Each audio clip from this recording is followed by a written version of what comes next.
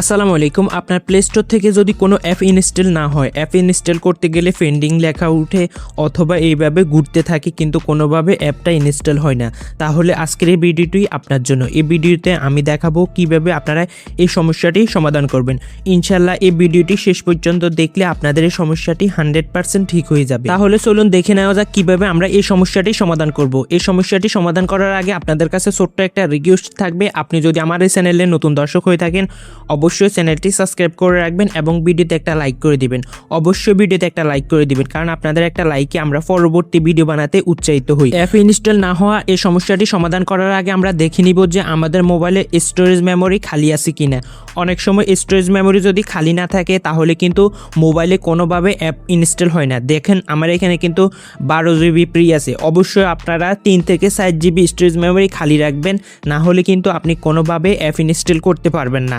যদি দেখেন এখানে আপনার মোবাইলে স্টোরেজ মেমোরি খালি নেই, আপনার মোবাইলে যে ছবি আছে, ভিডিও আছে, সেই ছবি ভিডিও কিছু ডিলিট করে দিবেন, তাহলে খালি হয়ে যাবে। এরপরও যদি খালি না হয়, অনেক সময় অনেক মোবাইলে ছবি ভিডিও কিছুই থাকে না, তারপরও স্টোরেজ মেমোরি ফুল হয়ে থাকে। তো এই স্টোরেজ মেমোরি কীভাবে খালি করবেন, এর জন্য আপনারা কী করবেন, সেটিং অপশনে চলে যাবেন। সেটিং অপশনে যাওয়ার পর একটু নিচের দিকে যাবেন, গেলে এখানে দেখতে পারবেন অ্যাপ নামে একটা অপশন। জাস্ট আপনারা এই অ্যাপ অপশনের মধ্যে ক্লিক করবেন। এরপর এখানে দেখতে পারবেন অ্যাপ ম্যানেজমেন্ট নামে একটা অপশন। প্রথমে দেখতে পারবেন অ্যাপ ম্যানেজমেন্ট। তো আপনারা জাস্ট এখান থেকে অ্যাপ ম্যানেজমেন্ট এই অপশনটার মধ্যে ক্লিক করবেন। এখানে ক্লিক করলে নতুন একটা ইন্টারফেস ওপেন হবে। আপনার মোবাইলে যতগুলো অ্যাপ আছে সকল অ্যাপের লিস্ট এখানে দেখতে পারবেন। তো যে কোনো একটা অ্যাপের উপরে ক্লিক করবেন, করার পর এখানে দেখতে পারবেন স্টোরেজ ইউজিং এই অপশনটাতে ক্লিক করবেন। এখানে ক্লিক করার পর ক্লিয়ার ডাটা নামে একটা অপশন দেখতে পারবেন। জাস্ট এখান থেকে ক্লিয়ার ডাটাতে ক্লিক করবেন, এরপর ডিলিট অপশনে ক্লিক করবেন। তারপর দেখতে পারবেন এখানে ক্যাপকাট যে আপনার এমবিগুলো খেয়ে বসে আছে সেগুলো ডিলিট হয়ে যাবে। এরপর আপনি আরেকটা অপশনে চলে যাবেন, অ্যাপে চলে যাবেন। যেমন আমি এখান থেকে ফেসবুকে চলে আসলাম। এখানে ফেসবুক আমার এখানে 1.5 GB MB খেয়ে বসে আছে। তো আমি এখান থেকে ক্লিয়ার ডাটাতে ক্লিক করে এই ফেসবুকের যে ডাটাগুলো খেয়ে বসে আছে এগুলো ক্লিয়ার করে নিব। তাহলে দেখবেন আপনার মোবাইলের স্টোরেজ মেমোরি খালি হয়ে যাবে। তো স্টোরেজ মেমোরি খালি করার পর আপনারা কি করবেন, আপনাদের যে প্লে স্টোর আছে প্লে স্টোর অ্যাপের মধ্যে চলে যাবেন। তো আমি এখান থেকে প্লে স্টোর অ্যাপটা খুঁজে বের করতেছি। এরপর আপনাদের প্লে স্টোরটাকে কি করবেন, হাতের আঙুল দিয়ে চেপে ধরে রাখবেন। এরপর উপরে আই বাটন দেখতে পারবেন, এখানে ক্লিক করবেন। এখানে ক্লিক করার পর এরকম একটা পেজ ওপেন হবে। এরপর এখানে দেখতে পারবেন স্টোরেজ ইউজিং এই অপশনটাতে ক্লিক করবেন। এরপর ক্লিয়ার ডাটা অপশনে ক্লিক করে ডিলিট অপশনে ক্লিক করে দিবেন। তাহলে দেখবেন আপনাদের প্লে স্টোরের যে ডাটা আছে সেই ডাটাটা ক্লিয়ার হয়ে যাবে। এরপর প্লে স্টোর থেকে বের হয়ে যাবেন। যাওয়ার পর আপনারা কি করবেন, মোবাইলে এই সবগুলো কেটে দিবেন অপশনগুলো।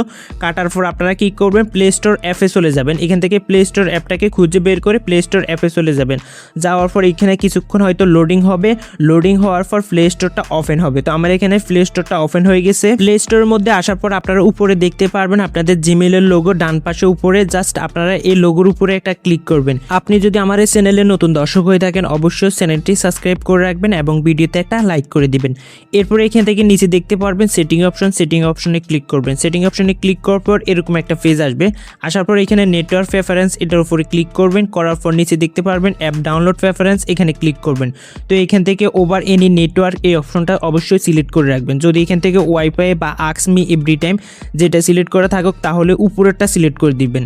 এরপর নিচে দেখতে পারবেন অটো আপডেটস অ্যাপ, এখানে ক্লিক করবেন। এখানে ক্লিক করার পর যদি এখানে আপডেট ওভার ওয়াইফাই অনলি এটা সিলেক্ট করে থাকে তাহলে ওকে। এরপর আপনারা কি করবেন, এখানে দেখতে পারবেন অটো প্লে ভিডিও নামে একটা অপশন, এখানে ক্লিক করবেন। এখানেও যদি auto play video over wifi only এটা সিলেক্ট করা থাকে তাহলে ওকে। বাকিগুলো সিলেক্ট করা থাকলে আপনি কিন্তু এখান থেকে auto play over video wifi এটা সিলেক্ট করে দিবেন। এরপর ব্যাস এখানে এতটুকুই কাজ শেষ। এরপর আবারও উপরে জিমেল অপশনে ক্লিক করবেন। এরপর আবারও সেটিং অপশনে চলে যাবেন। এরপর নিচে অ্যাবাউট অপশন দেখতে পারবেন, এখানে ক্লিক করবেন। এখানে ক্লিক করার পর আপডেট প্লে স্টোর এখানে ক্লিক করবেন। এরপর গোইটে ক্লিক করবেন। তাহলে আপনাদের প্লে স্টোরটা আপডেট হয়ে যাবে। এখন আপনি যে কোনো অ্যাপ চাইলে কিন্তু নিমিষে ইনস্টল করতে পারবেন। তো আমি এখান থেকে একটা অ্যাপ ইনস্টল করে দেখাচ্ছি। ধরুন আমি এখান থেকে টিকটক অ্যাপটা ইনস্টল করব। তো আমি এর জন্য টিকটক অ্যাপে চলে যাব। এরপর ইনস্টল অপশনে ক্লিক করব। এখানে ক্লিক করার সাথে সাথে আপনারা দেখতে পাচ্ছেন আমার অ্যাপটা কিন্তু ইনস্টল হওয়া শুরু হয়ে গেছে। আপনারা দেখতে পাচ্ছেন অ্যাপটা কিন্তু ইনস্টল হচ্ছে। তো আমি যে প্রসেসটা দেখালাম ইনশাল্লাহ এই প্রসেসটা পুরো ফলো করলে 100% গ্যারান্টি সহকারে আমি বলতে পারবো ইনশাল্লাহ আপনাদের প্লে স্টোরে এই সমস্যাটি 100% সমাধান হয়ে যাবে। যদি প্লে স্টোরে অ্যাপ ডাউনলোড না হওয়া এই সমস্যাটি সমাধান হয় তাহলে অবশ্যই আপনারা কমেন্ট বক্সে সমস্যার সমাধান হয়েছে এটা লিখে কমেন্ট করবেন। ধন্যবাদ সবাইকে।